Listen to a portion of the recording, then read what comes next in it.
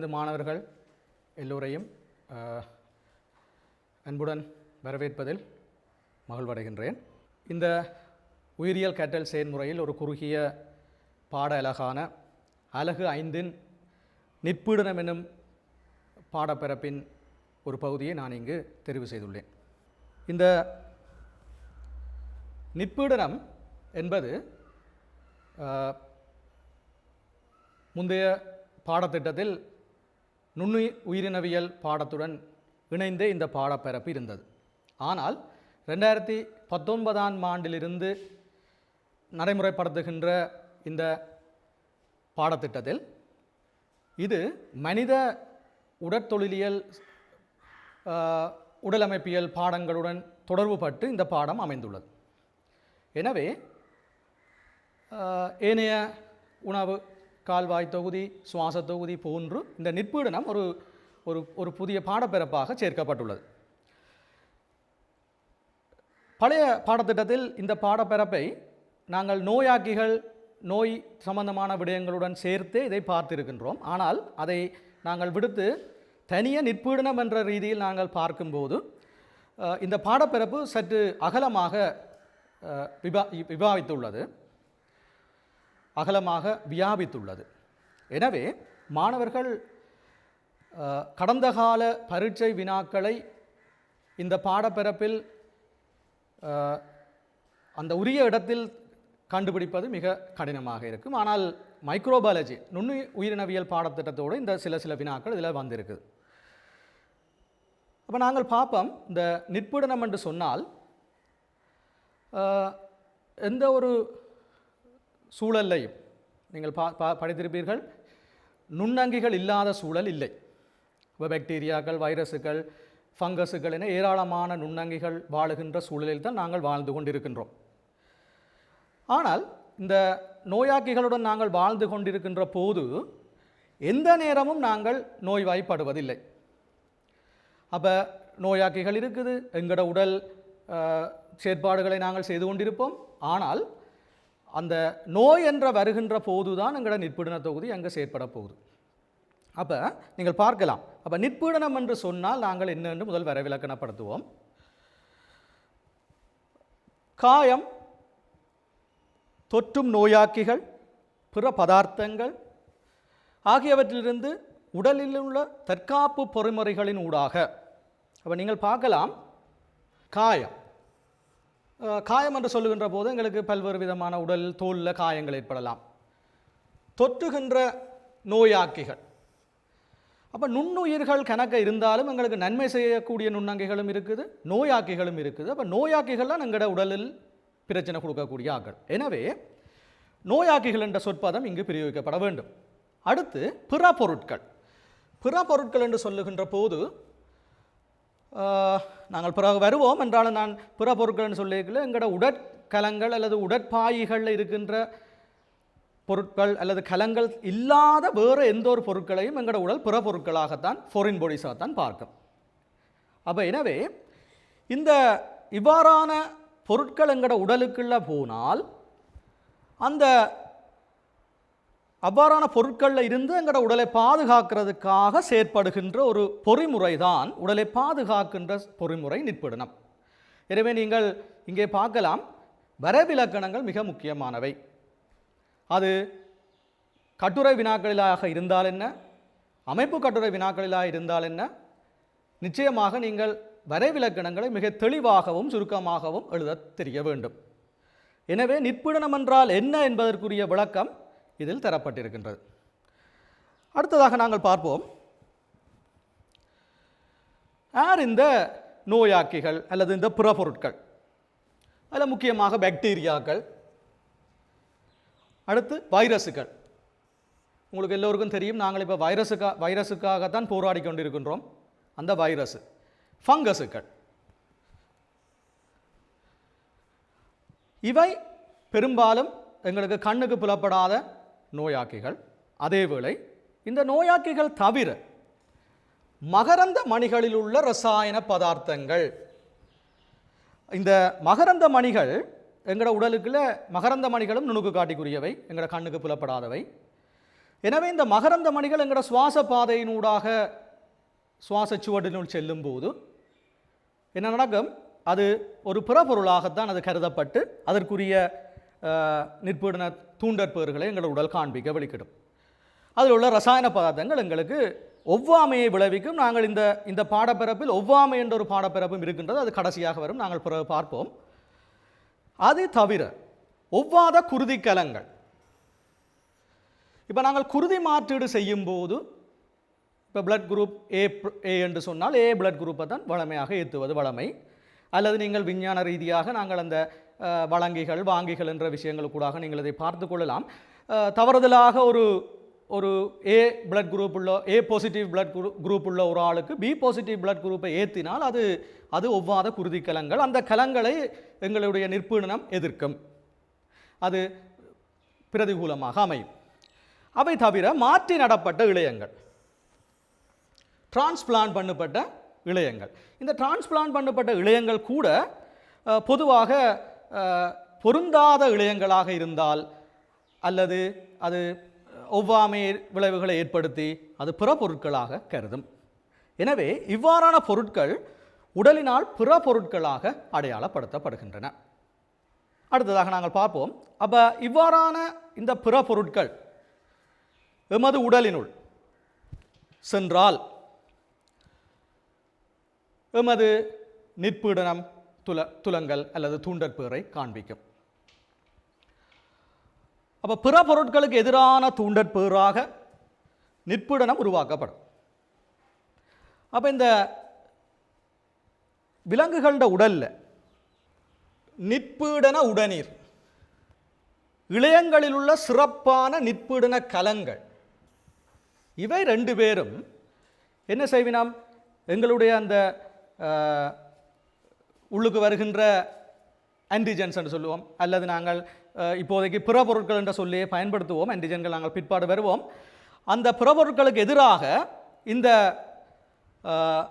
உடனீரும் இழையங்களில் உள்ள சிறப்பான கலங்களும் தூண்டற்பேறுகளை காண்பிக்க ஆரம்பிக்கும். எனவே இப்பொருட்களை இனங்கண்டு அப்போ எவ்வாறு இனங்காண போகுது என்று நீங்கள் அடுத்தது யோசிக்கலாம். இப்போ எங்களோட சொந்த கலங்கள், அந்நிய கலங்கள். அப்போ இந்த சொந்த கலங்களில் இருக்கிற சில வாங்கி மூலக்கூறுகளை விட அந்நிய கலங்களில் இருக்கிற சில பதார்த்தங்களுக்குரிய வாங்கி மூலக்கூறுகளை இந்த கலங்கள் உருவாக்கி அந்த வாங்கி மூலக்கூறுகள் வருகின்ற அந்நிய கூறுகளோடு இணைந்து இந்த தூண்டற்பேறுகளை ஏற்படுத்தும். நீங்கள் இதிலே பார்க்கலாம், நோயாக்கிகளை உள்ளடக்கிய சில நுண்ணங்கிகள் தொடர்பான இந்த படம் இதில் சில காட்டப்பட்டிருக்கு. இது சில எங்களுக்கு வெற்று கண்ணுக்கு புலப்படாத பாக்டீரியாக்கள், சில நோயாக்கும் பாக்டீரியாக்களும் இருக்குது. இதில் மதுவ கலங்களும் தரப்பட்டிருக்குது. E coli bacteria காட்டப்பட்டிருக்கின்றது. இதில் சில நோயாக்கிகள் இல்லை, எங்களுக்கு அனுகூலமானவை அல்லது நன்மை பயக்கக்கூடியவை இருந்தாலும் பெரும்பாலானவை இங்கே நோயாக்கிகள். இது சும்மா உங்களுடைய ஒரு தரவுக்காக இது தரப்பட்டிருக்குது இந்த வரைபடம். அடுத்ததாக இந்த மாற்றி நடப்பட்ட இழையங்களும் எங்களுக்கு இப்போ டிரான்ஸ்பிளான்டேஷன், இப்போ சில வேளைகளில் பிளாஸ்டிக் சர்ஜரி, இதய வால்வுகள் போன்றவற்றை மாற்றும் போது ஒரு புதிய இழையத்தை நாங்கள் கொண்டே உட்செலுத்துகிறோம் எங்களோட உடலுக்கு. அவ்வாறான சந்தர்ப்பங்களில் அந்த இழையங்களை ஒரு பிற பொருட்களாக எங்களது உடல் அதை காண்பித்து நிற்பீடன தூண்டற்பேறுகளை காட்ட வலிக்கிடும். அடுத்ததாக நாங்கள் இந்த நிற்பீடன தூண்டற்பேறுகள் இரண்டு வகைப்படுகின்றன. அப்போ இரண்டு வகையான தூண்டற்பேறுகள் எங்களுக்கு இருக்கும். அதில் ஒன்று உள்ளார்ந்த நிற்பீடனம், அதை நாங்கள் இன்னேட் இம்யூனிட்டி என்று சொல்லுவோம்.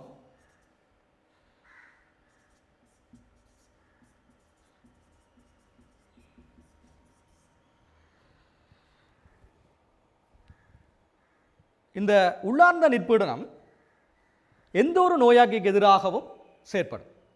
அப்போ குறிப்பாக ஒரு இன்ன நோயாக்கி என்று இல்லாது பரந்தளவில் எங்களை உடலுக்கு வார நோயாக்கிகளுக்கு எதிராக அல்லது பிற பொருட்களுக்கு எதிராக இவர் செயற்பட போகிறார். ரெண்டாவது இசைவுக்குரிய அல்லது இசைவாக்க நிற்படனம் என்று அழைப்போம். இந்த இசைவுக்குரிய நிற்படனம் அல்லது இசைவாக்க நிற்படனம் அடாப்டிவ் இம்யூனிட்டி என்று சொல்லுவோம்.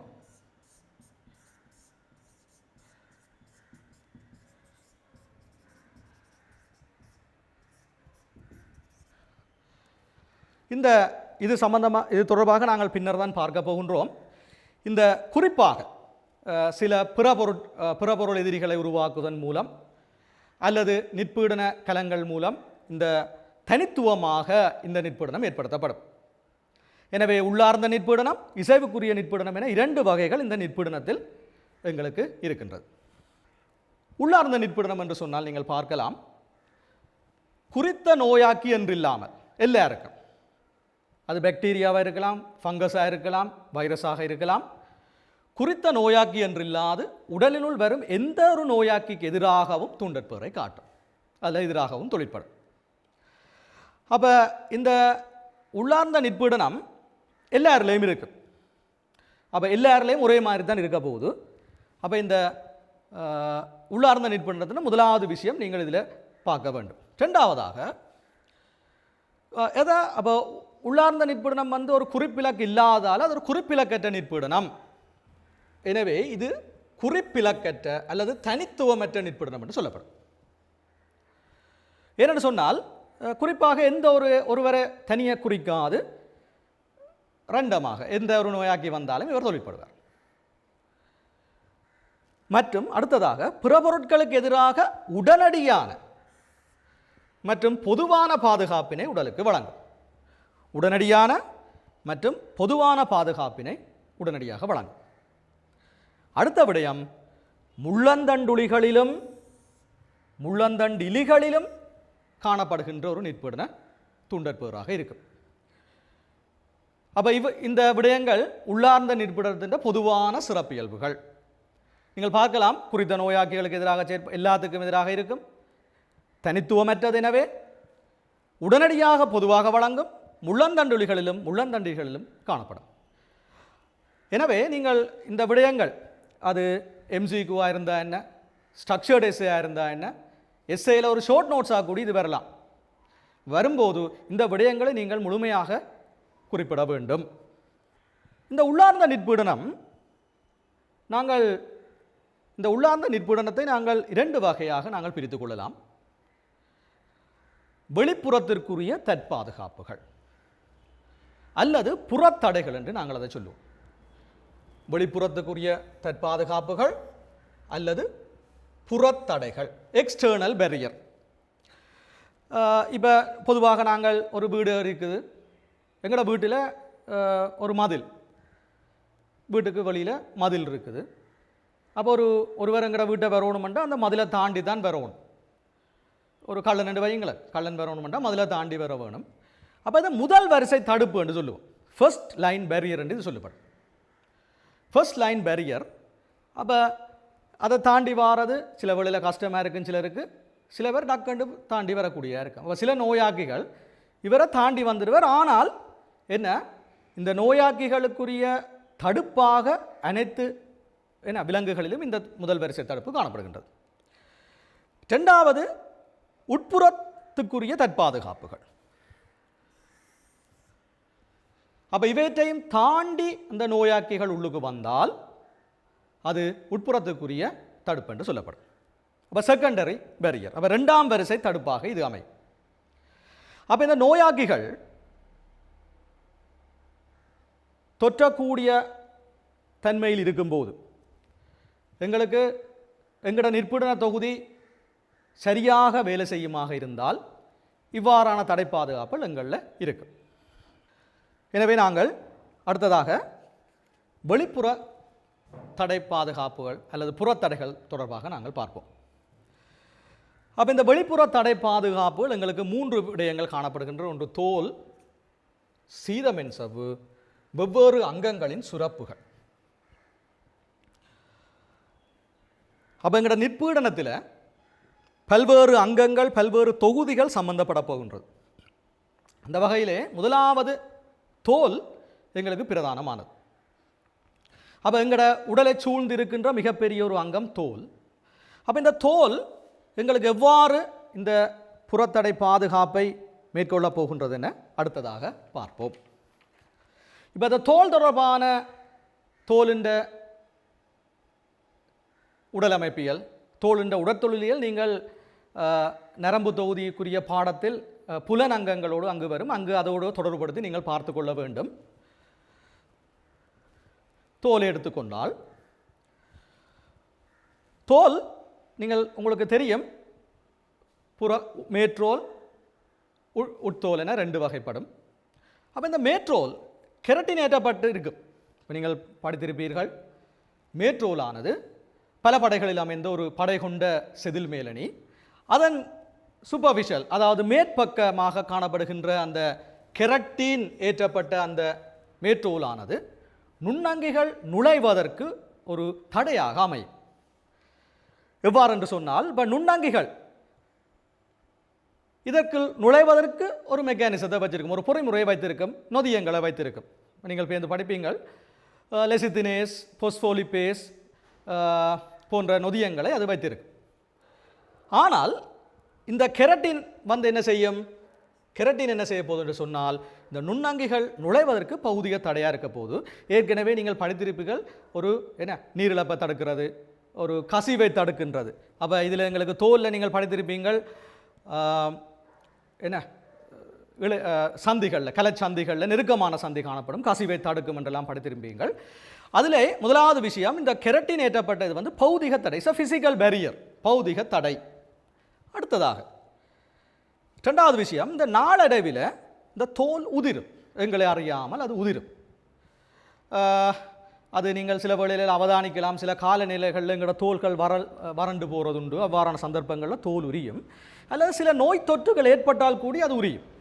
அது நாளடைவில், அது ஃப்ரீக்வெண்ட்டாக அது உதிர்றதால அப்போ இந்த தோலில் சம்பந்தப்பட்டிருக்கின்ற அல்லது தோலோடு இருக்கின்ற அந்த நுண்ணங்கிகள் காலப்போக்கில் இழக்கப்படும், அந்த உடலை விட்டு வெளியில் போகும். எனவே இந்த ரெண்டு விடயங்களும் தோலின் பௌதிக தடைக்குள்ள வரப்போகுது.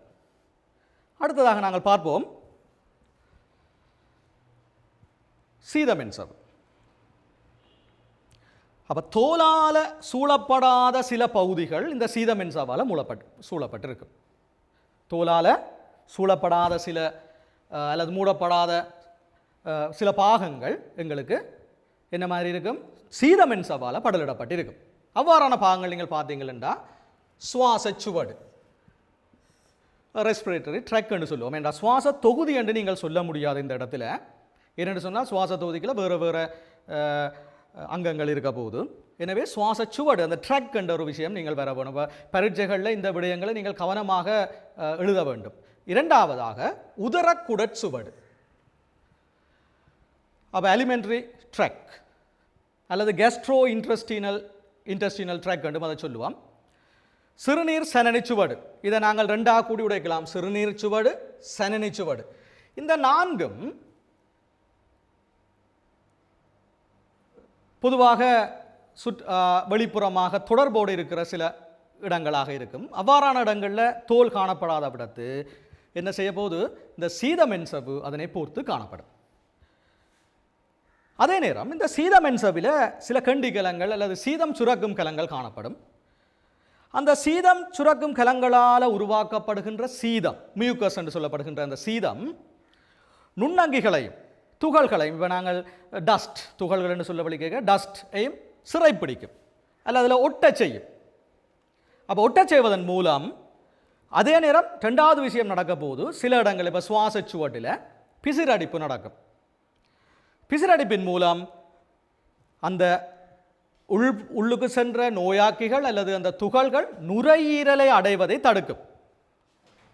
அதாவது பெரும்பாலும் அதை வெளிப்புறமாகத்தான் அந்த பிசிரடிப்பின் மூலம் அதை தள்ளவழிக்கிறது. அப்போ நுரையீரல் அடைந்தால் அது கடும் நோயாக்கி விட்டுடும். அப்போ நுரையீரலுக்கு போகக்கூடாது. எனவே பிசிரடிப்பின் மூலம் இந்த நுண்ணங்கிகளையும் துகள்களையும் அவர் வெளியேற்றுவார். நீங்கள் கவனிக்கணும் பிள்ளைகள், இந்த பிசிரடிப்பு இல்லை என்று சொன்னால் எங்களுக்கு சீதம் தேங்கும். அப்போ நீங்கள் சுவாச தொகுதியில் படிப்பீங்கள் சிகரெட்ஸ் புகைப்பதால் ஏற்படுகின்ற ஒரு பிரதிகூலம் வந்து இந்த பிசிறடிப்பை அது நிரோதிப்பு விடும். அப்போ சிகரெட் குடிக்கிற ஆக்களில் சீதமும் சுரக்கும், பிசிறும் அடிப்பும் நிரோதிக்கப்படும். எனவே அங்கு அவைக்கு நுரையீரல் அழற்சி போன்றவை ஏற்படுவதற்கு கூடிய வாய்ப்பு இருக்குது. அடுத்ததாக இன்னொரு வேலை செய்ய போகுது. அப்போ இந்த சீதமென்சவ் இருக்கிற பகுதியில் இன்னொரு சம்பவம் நடக்க போகுது என்று சொன்னால் இருமல் தும்மல். இந்த இருமலும் தும்மலும் எங்களுக்கு ஒரு தன்னிச்சையாக ஒரு இன்வாலண்டரியாக நடக்கிற ஒரு விடயம். அப்போ இங்கே இரிட்டன்ஸ், அதாவது உறுத்துகின்ற பதார்த்தங்கள் ஏதாவது இங்கே இருந்தால் நீள்வளைய மைய விளையத்தில் இருக்கின்ற அந்த கண்ட்ரோலிங் சென்டர் மையம் என்ன செய்யும், எங்களுக்கு இருமல் தும்மலை வர வைக்கும். இப்போ அதன் மூலமும் கூடி என்ன நடக்க போகுது, நுண்ணங்கிகள். அப்போ இந்த சீதத்தில் ஒட்டி இருக்கிற நுண்ணங்கிகள் கட்டாயம் என்ன செய்ய போகுது, எங்களோட உடலை விட்டு வெளியேற்றப்பட போகுது. இது ஒரு வலிந்த ஒரு வெளிச்சுவாசம் மாதிரி நடைபெறும். அப்போ இதனை தடுக்க முடியாது.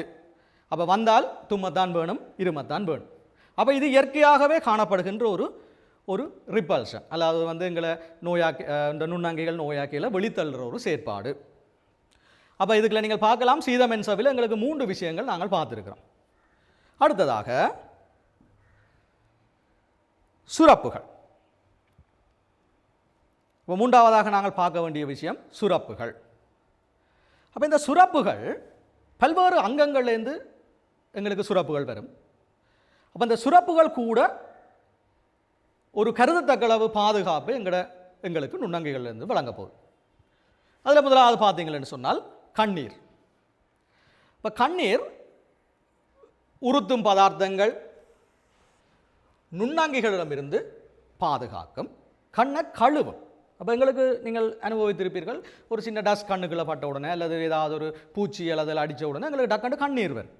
அப்போ ஏன்னு சொன்னால் அது ரியாக்ட் பண்ணுது, என்ன ரெஸ்பான்ஸை காட்டுது. இப்போ எங்களுக்கு ஒரு அந்நிய பதார்த்தம் மட்டுங்கிற உடலுக்கு போயிட்டுது, ஸோ கண்ணீர் சுரக்கும். அப்போ கண்ணீர் என்ன செய்யுது, கண்ணை கழுவும், வாஷ் அவுட் பண்ணும். அப்போ அந்த அதில் கூடி சில சந்தர்ப்பங்களில் என்ன அந்த நோயாக்கியோ அல்லது நுண்ணங்கியோ அல்லது அந்த துகளோ அது வெளியேற்றப்படும். நாங்கள் கண்ணை கசக்கக்கூடாது, அல்லது நாங்கள் என்ன செய்யணும், கண்ணை நல்ல தண்ணி ஓடும் நீரால் கழுவ வேண்டும். அப்போ இது ஒரு விஷயம், கண்ணீர் எங்களில் காணப்படுகின்ற ஒரு சுரப்பு. அடுத்ததாக உமிழ்நீர். அப்போ உமிழ்நீர் எங்களுக்கு பிரதானமாக சமிபாட்டோடு சம்பந்தப்பட்டாலும் எங்களுக்கு நிற்புணத்திலேயும் பிரதான பங்கு வகிக்கின்றது. இப்போ வாய்க்குழியில் நுண்ணங்கிகள் ஒன்று சேர்வதை கட்டுப்படுத்தும்.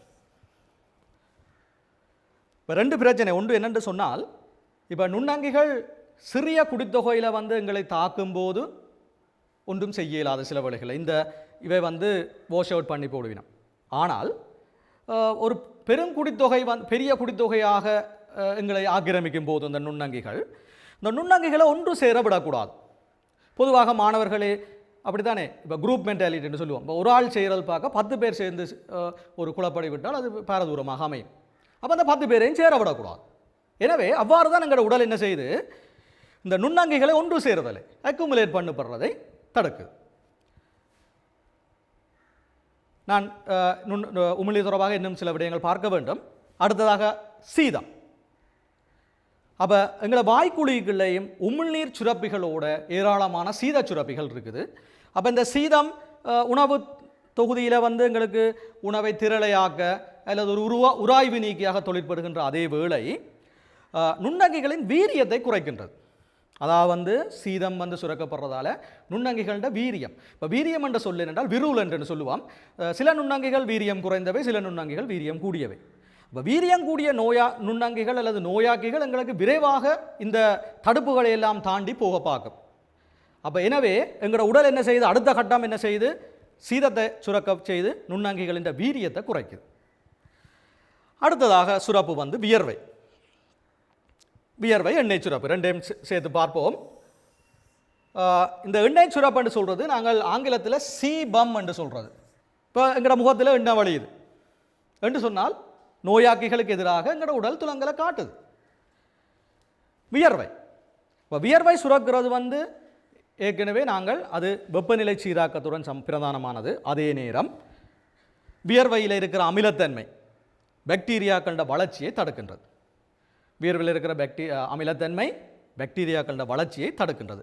எனவே இந்த சுரப்புகள் தொடர்பாக கண்ணீர் இருக்குது, உமிழ்நீர் இருக்குது, சீதம் இருக்குது, வியர்வை இருக்குது. அடுத்ததாக இந்த கண்ணீர், உமிழ்நீர், வியர்வை, சீத சுரப்பு இந்த நாலிலையும் லைசோசைம் என்ற ஒரு நொதியம் இருக்குது. அப்போ பொதுவாக நொதியங்கள் எங்கட சமீபாட்டில் அல்லது உடற்தொழிலியல் செயற்பாடுகளில் உயிரியல் ஊக்கிகளாக செயற்படுபவை தாக்க வீதத்தை குறைத்து ஏவச் சக்தியை குறைத்து தாக்க வீதத்தை கூட்டுகின்ற ஒரு நடைமுறையில் அவை செயற்படுபவை. எனவே இந்த நொதியமானது கருதத்தக்க அளவு இந்த உமிழ்நீர், கண்ணீர், வியர்வை, சீதச்சுரப்புகளில் காணப்படும். அப்போ இந்த நொதியம் என்ன செய்ய போகுதுன்னா பிரதானமாக பாக்டீரியாக்களோட கலச்சுவரை அழிக்கும். அப்போ நோயாக்கிகளாக சில பாக்டீரியாக்கள் எங்களோட உடலுக்கு உள்ளுக்கு வரையில இந்த சுரப்புகளில் இருக்கிற இந்த நொதியம் என்ன செய்ய போது கலச்சுவரை அழிக்கும். எனவே பாக்டீரியாக்களோட உடற்தொழில் செயற்பாடுகளை செய்ய முடியாமல் அல்லது அவை அழிவடைந்து போகும். ரெண்டாவதாக சுரப்புகளோட வகையில் எங்களுக்கு அமிலம் HCl இறப்பையில் எங்களுக்கு சுரக்கப்பட போகுது. அப்போ இறப்பையில் அமில ஊடகமாக்க வேணும். சில பெப்சினோஜன் போன்ற நொதியங்களை ஊக்குவிக்கிற வேலை அல்லது உயிர்ப்பாக்குற வேலை. அத்தோட உணவின் மூலம் வருகின்ற நுண்ணங்கிகள், இப்போ நாங்கள் சாப்பிடக்கூடிய நுண்ணங்கிகள் எங்களோட உடலுக்குள்ளால் போகலாம். அப்போ சுகாதாரம் இல்லாத இடங்கள் அல்லது எங்களை அறியாமல் சில உணவு பதார்த்தங்கள் தொற்றுதல் அடைந்திருக்கலாம். அவ்வாறான உணவுப் பொருட்களை நாங்கள் உள்ளெடுக்கும் போது பெரும்பாலும் இப்போ உங்களுக்கு தெரியும் நெருப்பு காய்ச்சல், வாந்தி பேதி போன்ற நோய்கள் எங்களுக்கு உதரக்குடச்சுவட்டில் பிரச்சனையை கொடுக்குற நோய்கள். அவ்வாறான நுண்ணங்கிகள் போகும்போது இந்த இறப்பையின் HCl, இப்போ நீங்கள் படித்திருப்பீங்கள், HCl வந்து சரியான அமிலம் கிட்டத்தட்ட 2.3 pH உள்ள ஒரு சூழலில் அங்கே இருக்க போது அந்த சூழலில் வந்து பெரும்பாலான நோயாக்கிகளை அது நுண்ணங்கிகளை அழிச்சு போடும். அத்தோட அந்த நுண்ணங்கிகளை உள்வருகின்ற நுண்ணங்கிகளை அழிப்பதுடன் அவற்றால் சுரக்கப்படுகின்ற நச்சு பொருட்களையும் அழிக்க போகுது. இப்போ நீங்கள் படிப்பீங்கள் நியூரோடாக்சின், சைட்டோடாக்சின்,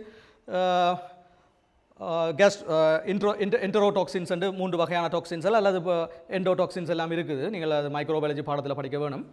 அவ்வாறான நச்சு பொருட்களையும் அது அளிக்கின்றது. அப்போ இந்த 3 விடயங்கள் தோல், சீதமென் சவ்வு, பல்வேறு அங்கங்களால் சுரக்கப்படுகின்ற சுரப்புகள், இவற்றை நாங்கள் உள்ளார்ந்த நிற்புடனத்தின் ஃப்ரண்ட் லைன் பேரியர்ஸ், முதல் வரிசை தடை பாதுகாப்புகளாக நாங்கள் அதனை கருதலாம். எனவே இந்த அலகு, இந்த பாடப்பிறப்பில் நான் ஒரு வினாவை தந்திருக்கின்றேன். மனிதனின் உள்ளார்ந்த நிற்புடனத்தில் பங்கு கொள்ளும் முதல் வரிசை தடுப்புக்குரிய பாதுகாப்பு முறையொன்றாக அமைவது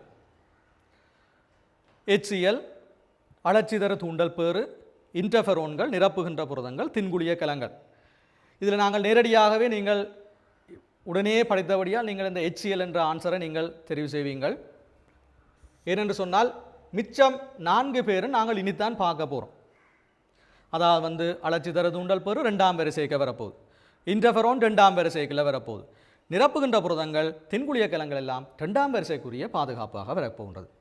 எனவே இந்த மல்டிபிள் சாய்ஸ், அதாவது பல்தேர்வு வினாக்களை நீங்கள் செய்யும்போது கவனிக்க வேண்டிய விஷயங்களை நான் இதில் சற்று அழுத்தி கூற வேண்டும். இவ்வாறான கேள்விகள் வரும்போது இது ஒரு மிக இலகுவான கேள்வி இருந்தாலும் நீங்கள் இவ்வாறான கேள்விகளை நீங்கள் அணுகும்போது இந்த விடைகளை தவிர்த்து கிட்ட நீங்கள் வர வேண்டும். இப்போ 5 விடை இருந்தால் 3 விடையை நீங்கள் தட்டி போட்டு வரைக்க 2 விடைகளுக்குள்ள நீங்கள் இப்போ உதாரணத்துக்கு ஒரு இதை இன்டர்ஃபெரோனில் ஒரு டவுட் வந்துடுது. இப்போ மற்ற எல்லாம் வேறு மாதிரி இருக்குது, இன்டர்ஃபெரோனா HClஆன்னு ஒரு டவுட் வந்துட்டால் அல்லது ஒரு சந்தேகம் ஒரு மாணவனுக்கு வந்தால் இந்த 3 விடையும் பிறகு பார்க்கப்படாது. இப்போ இதுக்குள்ள தான் நீங்கள் உங்களோட யோசனைகள் அல்லது ஞாபக சக்தியை வரவழைத்துக் கொள்ள வேண்டும். எனவே இவ்வாறான கேள்விகளை செய்யும் போது இப்போ மிக இலகுவான கேள்வி, நான் அடுத்த பாடப்பிறப்பிலே நான் வேறு கேள்விகள் என்ன மாதிரி ஆன்சர் பண்ணுறேன்றதை உங்களுக்கு சொல்லுவேன். எனவே இந்த உள்ளார்ந்த நிற்புடனத்தின் முதல் வரிசை தடை பாதுகாப்பு தொடர்பாக இன்றைய பாடத்திட்டத்தில் நாங்கள் பார்த்து நிற்கின்றோம். இதிலும் உள்ளார்ந்த நிற்புடனத்தின் முதல் வரிசை பாதுகாப்பு என்ற ஒரு ஷார்ட் நோட்ஸ் கூடி உங்களுக்கு அல்லது ஒரு சிறு குறிப்புகள் எழுதக்கூடிய ஒரு சந்தர்ப்பம் வரலாம். ஏனென்று சொன்னால் இந்த விடயங்கள் பழைய சிலபஸ்களில் இந்த விடயங்கள் பெரிய அளவில் இல்லை.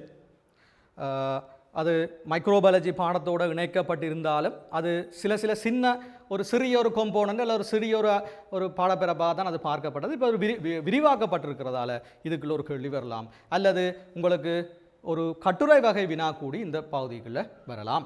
ஏனென்று சொன்னால் இந்த சிலபஸில், அதாவது இந்த பாடத்திட்டத்தில் நீங்கள் 2019 ஒரே ஒரு பேப்பரை தான் நாங்கள் இப்போதைக்கு எங்களுக்கு ஒரு ரெஃபரன்ஸாக அல்லது ஒரு எங்களுக்கு மாதிரியாக நாங்கள் பார்க்கின்றோம். ஏனென்று சொன்னால் பழைய பாடத்திட்டத்தில் இருக்கிற சில விடயங்கள் நீக்கப்பட்டிருக்கின்றன. சில விடயங்கள், சில கன்செப்டுகள், அதாவது சில கருத்துக்கள் பிழையாக இருக்குன்னு சொல்லி இப்போ திருப்பி எல்லாம் வேறு விடயங்கள், புதிய அணுகுமுறைகளை நாங்கள் பயன்படுத்தி வச்சிருக்கின்றோம். எனவே அவ்வாறான சந்தர்ப்பத்தில் நீங்கள் இந்த பாடப்பிறப்பில் சில மாதிரி வினாக்கள் அல்லாதகளை தான் நீங்கள் சந்திக்க வேண்டி வரும். எனவே இந்த பாடப்பிறப்பு மிகவும் இலகுவானது. நீங்கள் இலகுவாக அதை படித்து பரீட்சைகளில் சிறந்த பெறுபேறுகளை பெற வாழ்த்தி அடுத்த பாடப்பிறப்பில் உங்களை சந்திக்கும் வரை வணக்கம் கூறி விடைபெறுகின்றேன்.